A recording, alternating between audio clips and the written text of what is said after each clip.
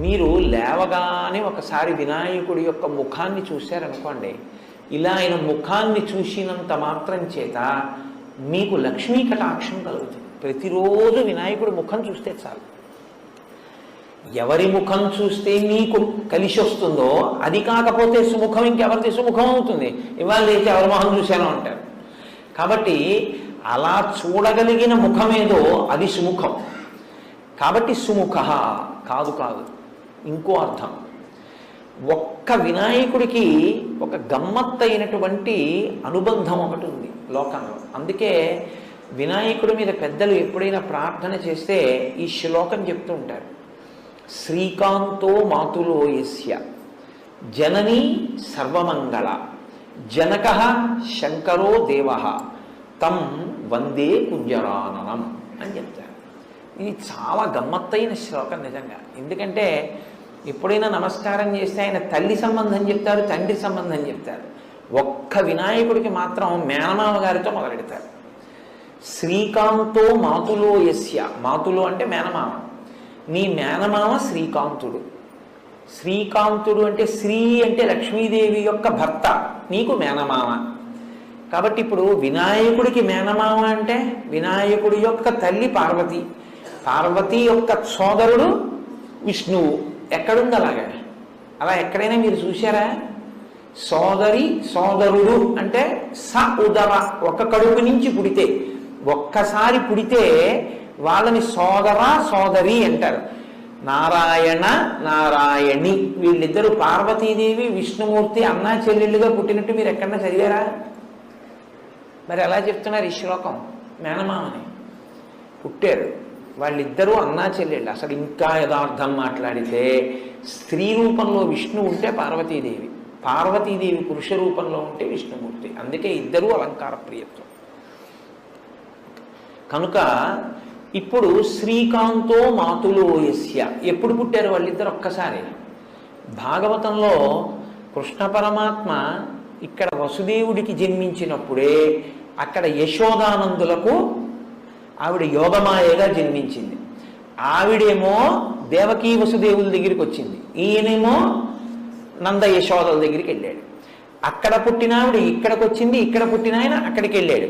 ఇద్దరికీ ఒక్కరే తల్లిదండ్రులు నంద యశోదలు. కాబట్టి వాళ్ళిద్దరూ అన్నా చెల్లెళ్ళు.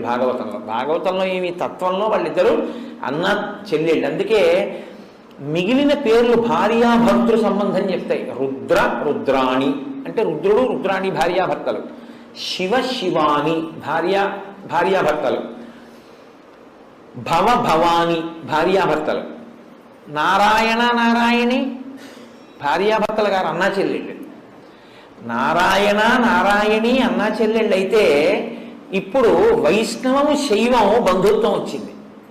ఈ బంధుత్వంలో వినాయకుడికి మేనమామ విష్ణుమూర్తి, నీ మేనమామ విష్ణుమూర్తి, మేనమామల ముద్దు మేలైన ముద్దు. కాబట్టి ఇప్పుడు వినాయకుడికి నమస్కారం పెడితే విష్ణుమూర్తి ప్రీతి చెందుతాడు. ఎందుకంటే మా మేనల్లోని పూజ చేస్తున్నాడు వీడని. అత్తయ్యో లక్ష్మీదేవి. శ్లోకం దేంతో మొదలైంది? మంగళప్రదమైన శ్రీకారంతో మొదలైంది. శ్రీకాంతో మాతులో యస్య, విష్ణువు అనుగ్రహం కావాలంటే వినాయకుడికి నమస్కారం పెట్టాలి. జనని సర్వమంగళ, ఆ తల్లి ఎవరు? ఆవిడ సర్వమంగళ, అన్ని మంగళములే చేస్తుంది ఆవిడ. అసలు ఆవిడే మంగళసూత్ర రూపంలో ఉంటుంది. అందుకే సర్వమంగళారాధన చేస్తే కానీ మంగళసూత్రం కట్టరుగా. కాబట్టి ఆవిడ లోకములన్నిటిలోనూ కూడా మంగళములకు మంగళం ఆ తల్లే, సర్వమంగళస్వరూపం. నీ తల్లో సర్వమంగళ, నీ తండ్రో జనక శంకరో దేవో శంకరోతీతి శంకర. శుభములను చేయువాడెవరో ఆయన శంకరుడు. శుభములను చేసేటటువంటి శంకరుడు నీకు తండ్రి. తం వందే కుంజరాననం, ఓ ఏదో ముఖం ఉన్నవాడా నీకు నమస్కారం. నీ ముఖం చూస్తే ఏమైంది? నమస్కారం పెడితే లక్ష్మీ కటాక్షం వచ్చింది. ఇప్పుడు ఆయనతో అనుబంధాలు ఉన్న వాళ్ళందరూ ఏం చేస్తున్నారు? మేలే చేస్తున్నారు. శ్రీకాంతో లక్ష్మీ భర్త, సర్వమంగళ మంగళసూత్రాన్ని కాపాడుతుంది, ఎప్పుడు మంగళాలు ఇస్తుంది.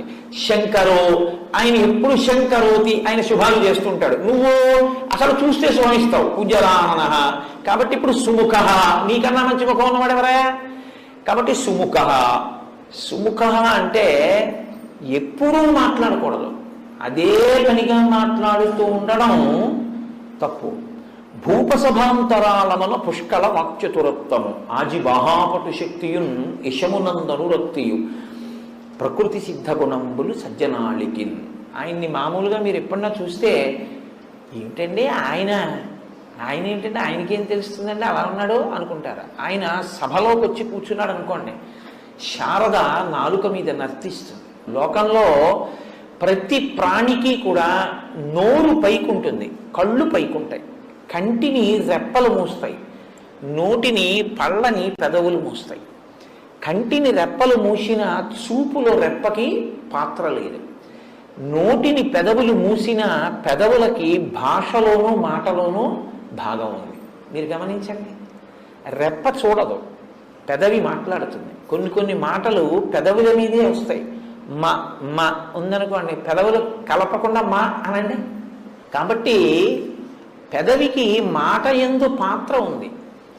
నోరు సమస్త ప్రాణులకు బయటికే ఉంటుంది, కప్పబడి ఉండదు. కానీ మీరు పెద్దలతో మాట్లాడుతున్నారు అనుకోండి, ప్రత్యేకించి గురువు గారితో మాట్లాడుతుంటే ఎప్పుడూ నోటిని ఇలాగే ఉంచి మాట్లాడకూడదు. ఎందుకంటే అలా మాట్లాడితే గబుక్కుని మీ నోటి తుంపర ఆయన మీద పడిందంటే మహాపచారం కిందకు వస్తుంది. అందుకని ఇలా పెట్టుకుని ఉండాలి, ఇలా పెట్టుకుని ఉండి మాట్లాడాలి. హనుమ ఎప్పుడు రాముడి దగ్గర ఇలా ఉంటారు, ఆజ్ఞాపాలక హనుమ అని ఎక్కువ మాట్లాడరు. లోకంలో ఎప్పుడు నోటి మీద చెయ్యి వేసుకుని ఉండే ప్రాణి ఏదో తెలుసా అండి? ఒక్క ఏనుగి. ఎందుకని? ఏనుగు తొండానికి కరము అని పేరు, చెయ్యి.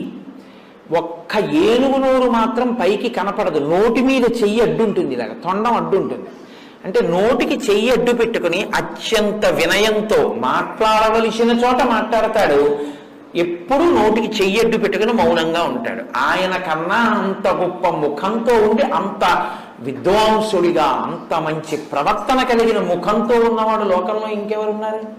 ఆ ముఖంతో మనకు అంత నేర్పుతున్నాడు. కాబట్టి సుముఖ, ఎప్పుడూ మాట్లాడుతూ ఉండకు, మౌనం కూడా నేర్చుకో అని చెప్పడానికి ముఖమునకు చెయ్యి అడ్డు పెట్టుకున్నవాడు, అంటే నోటికి తొండం అడ్డు ఉంటుంది కాబట్టి సుముఖ.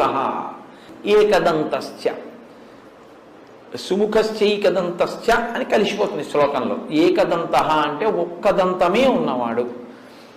ఏనుగుకి చాలా అందమైంది ఏది అంటే దాని దంతమే. దానికి రెండు దంతాలు ఉంటాయి, ఇటుక దంతం ఇటుక దంతం తొండానికి.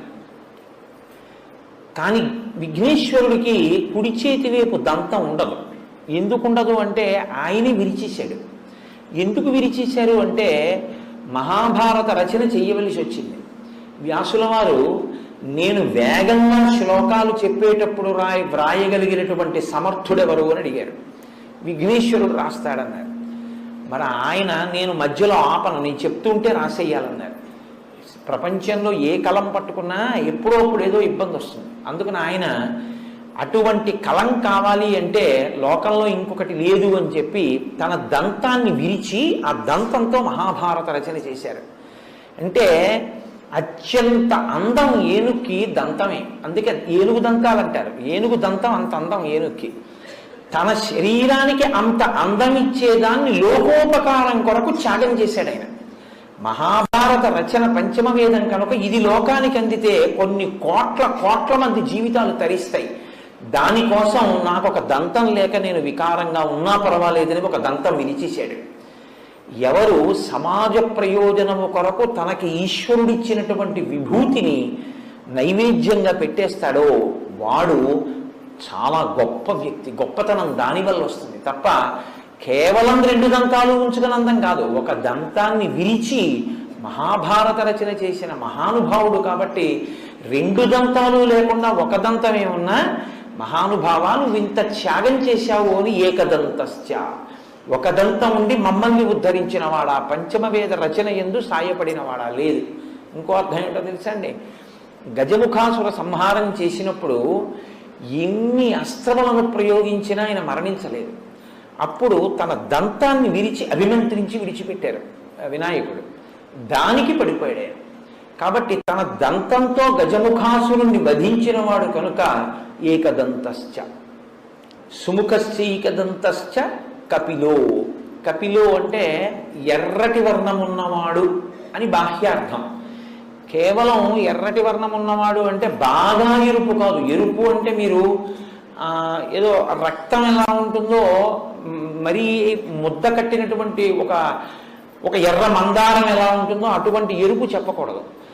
నలుపు జీరతో కూడిన ఎరుపు చెప్పాలి. అంటే దాన్ని కొంచెం మీకు అర్థమయ్యేటట్టుగా అనాలంటే డల్ రెడ్ అనొచ్చు.